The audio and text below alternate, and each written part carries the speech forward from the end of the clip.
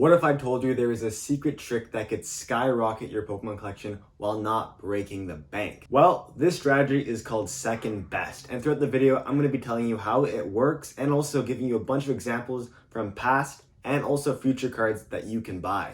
Now, this strategy works really, really well. I've been monitoring it for a few years, so this is my complete guide. Let's get into it. Now, first off the bat, we have the Umbreon VMAX from Evolving Skies. Now, you might be thinking, what are you talking about? Second best? You're starting off with the most expensive card in modern history. Well, did you know that at one point, the Umbreon VMAX from Evolving Skies was actually the second best card from that entire set? The number one card was actually the Rayquaza VMAX Alt Art, which is really weird to say because you can never even think now that the Rayquaza could ever beat out the Umbreon VMAX, but it was true that at one point the Rayquaza was a lot better. I'm actually going to play you a clip from a video 5 years ago, back in 2020. Let's get into that. So number 2 spot, we got the Umbreon VMAX Alternative Art, one of the chase cards of the sets. At 215 or 203, this is one of the cards that everyone wishes to own. We are so fortunate enough to pull this out of one of the little mini portfolio packs. We're so thankful for this. And not forgetting, what is number 1? Here we go, we've got the Rayquaza VMAX Alternative Art. This was pulled by my son on the first 3 packs, would you believe? As you can see, Umbreon, number 2, Rayquaza, number 1. But guess what happened? The paradigm shifted. And now look, Umbreon is the number 1 chase card. Now, it might have had some speculation of Umbreon becoming the number 1 Pokemon. No one could have ever guessed that Umbreon would become the number 1 Pokemon. But in the same way, it was a lot cheaper. It was a lot cheaper of a card than the Rayquaza. So if you just bought the Umbreon, you would have been way ahead. And also, you wouldn't have to break the bank.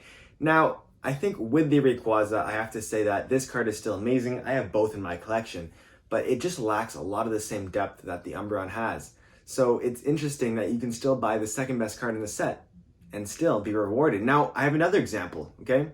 Gardevoir and Sylveon GX from Unbroken Bonds. This is the Alt Art SIR. This card is stunning. It's absolutely beautiful. You have Gardevoir, one of the most famous Pokemon, and Sylveon. These two make an insane combo. But at one point, did you know that the Reshiram and Charizard GX from Unbroken Bond, the Alt Art Rainbow Rare, that was a chase card of the entire set. That was eclipsing the Gardevoir. Nobody even cared about the Gardevoir Sylveon. And the funny part is, for a long time, nobody's going to care about the second best cards that you might be investing, collecting, putting your money into. But then all of a sudden, it happens, and it's the most expensive chase card, or it's gone up. And I'm not saying that every single one of the second best cards I'm going to be going through later will become the number 1 card. What I'm trying to say is that for the price you're paying, you're getting such a high ROI that it's just so worth it to have in your collection. Up next, of course, Latias and Latios Tag Team Lovebirds, the most famous card from the entire Sun and Moon era, maybe aside from Burning Shadow Charizard. This card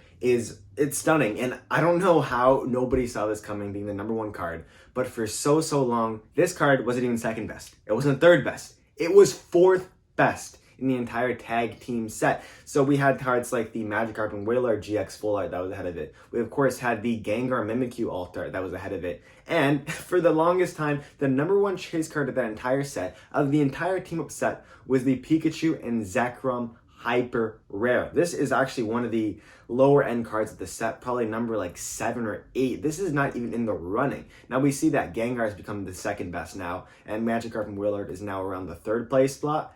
But it's really, really interesting to see that the paradigm completely shifted. Latias and Latios GX becoming number 1. You have these other cards becoming number 2 and 3. And the number 1 card in the set, it's kind of flopping, kind of failing. It's interesting to say that sometimes the number 1 card in the set won't stay that way for very long. And I have another example. The Magikarp from Paldea Evolved. I've taken you through some past examples. These are some past things. But now we're into Paldea Evolved. This card is the Magikarp Illustration Rare. Of course, the number 1 revered card of the set, one of the highest and hardest cards to grade in a PSA 10. And guess what? For a long time, Paldea Evolved, their chase card was the Iono.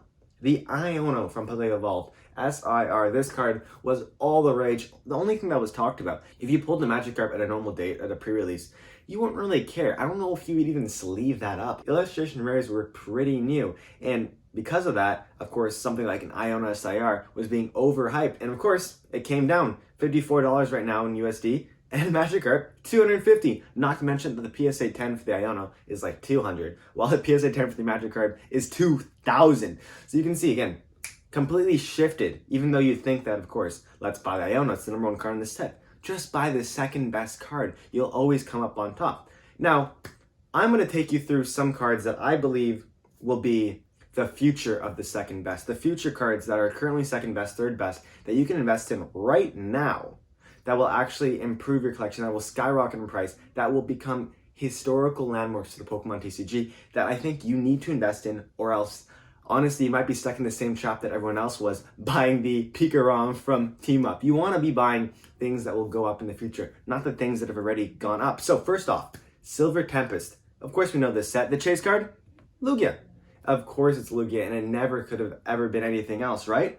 Well, personally myself, I believe Regidrago V is better. I think it has better artwork. I think it has a better story to it. I think it's a nicer card. I heard it has a lot lower pop report. It is so cheap. The PSA 10 is like $50, while the Lugia is like $700. If you want to double the price of the Lugia, it's going to have to be a $1,400 USD card. But just to double the Regidrago, it only has to be $100. So seeing it go to maybe $300 is not that surprising in a few years. But guess what? You've 6x your money. While with the Lugia, it's going to take so long to get such a small gain. So that's why I believe that Regidrago is actually a better call. Now in Journey Together, of course, we have the chase card of Lily's Clefairy. Now, Lily's Clefairy does look like a pretty nice card. Lily's cards have been popular in the past, but a card that I believe looks nicer, that is currently second best in the set, and that I believe will actually explode in the future, Salamence EX. This card is absolutely beautiful. This almost reminds me of some kind of like medieval knight situation, but it's so much nicer, it's so much more beautiful. It's $80 right now compared to Lily's $120, and the PSA 10 of this card is like $250, while Lily's is like $400. You're getting such a better value for what you're paying, and also you're getting a card that, in my opinion at least, looks a lot nicer. Another example we have is Paldean Fates. What's the chase card for Paldean Fates? Bubble Mew. Now what's the second best card? It's Charizard. But guess what? The card that I believe that you should put your money into, whether you're collecting, investing, just want to grow your collection, Gardevoir EX. This card is absolutely beautiful. The card is stunning. You have some of the most funny Pokemon in the background, Wooper, Pachirisu. This card is beautiful on all levels. And if you actually want to think about it, remember the top chase card of Unbroken Bonds? Gardevoir and Sylveon. These things have a way of coming back to bite them, because remember what was the chase card before? It was the Charizard. And now all these years later, guess what? We think that Charizard might be on top, Bubble Mew might be on top, but I believe in the future, Gardevoir EX will be the one on top, will be the most expensive, best priced card.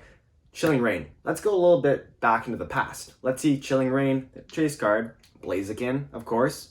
This card is stunning. I have to say, this card is actually beautiful. $370, that's expensive when you can be buying a Moltres, a card that arguably looks a lot better. You have the moon in the background, and you know moon cards perform very well. You have these beautiful trees, these eyes poking out of the background. This card looks absolutely insane, has a much lower pop report, and in my opinion, is a much better buy. Now, Surging Sparks. Of course, you can't forget Surging Sparks. This set just came out, so I'm giving you an extremely new example.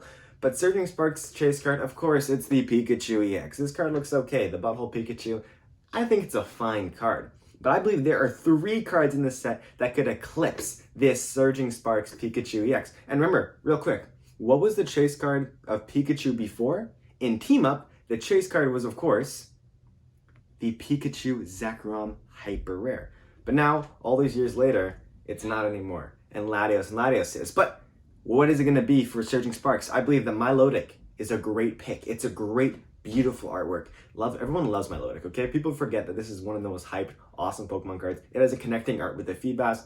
This card is absolutely insane. Now, I have a second pick. What about Hydreigon EX? This card looks beautiful. This has some amazing artwork drawn by Akira Egawa. This card is, again, insane and very, very well priced. $45. The PSA 10 is like $160. This card is such a buy right now. It's actually screaming at my face. It's annoying that people aren't buying this right now. And of course, Latias EX. Now, this could repeat absolutely perfectly with the Latias becoming the new chase card of the set, but I don't know if this will actually mirror the Team Up way. I think that Latias is still an amazing card. I think that the Milotic and the Hydreigon have a better chance of giving you a higher ROI. I do believe that the Latias EX has a much better artwork than the Surging Sparks Pikachu SIR, but that's just my personal opinion. Finally, let's look at our last Pokemon box. That is Obsidian Flame. Now, of course, chase card.